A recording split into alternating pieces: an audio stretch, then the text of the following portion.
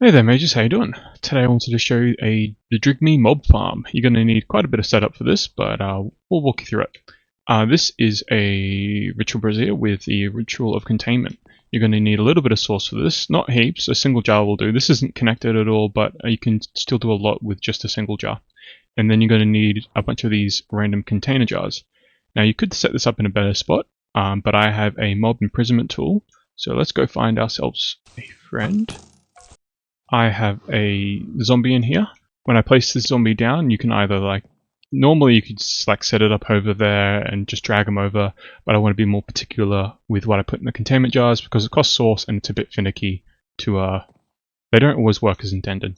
When a mob comes near the ritual of containment, it's going to be put inside one of these jars. This is the only way to put a mob in these jars, and then I'm just going to break it. And as you can see, I've got a thicket. It's just a fancy type of zombie. Just a fancy type of zombie. That's in all the mods 10. And then you're going to come over. What you're going to need next is a moss stone and a drygmy charm. A drygmy is gained from giving a wilden horn to a drygmy that you find out in the wild. I would kill this, but they're quite tanky. You use the drygmy charm on a moss stone. It's going to turn it to this. This needs a chest nearby. This is acting as a chest and a constant supply of sauce. These two drygmies are going to look at all these mobs and they're going to siphon from the mob drop table.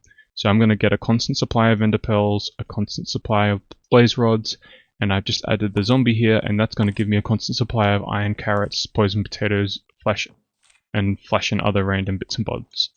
It also can give XP, but that's, yeah. It gives these experience gems which you can right click. So it's a very good way to get passive mob drops and XP. And all it requires is sauce in these drygmies. You can put almost anything in these containment jars, like any type of mob. I don't know how I feel about trying to put a wither in there, or maybe the ender dragon, but it might be possible.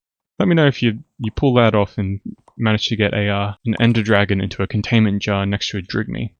The more variety there are for the drygmies, the happier they'll be and the more they'll produce. But yeah, this is my mob farm. Drygmies, ritual containment, mobs stuck in a jar, all the drops in XP. I hope you found this video useful and will continue the rest of your day with a smile.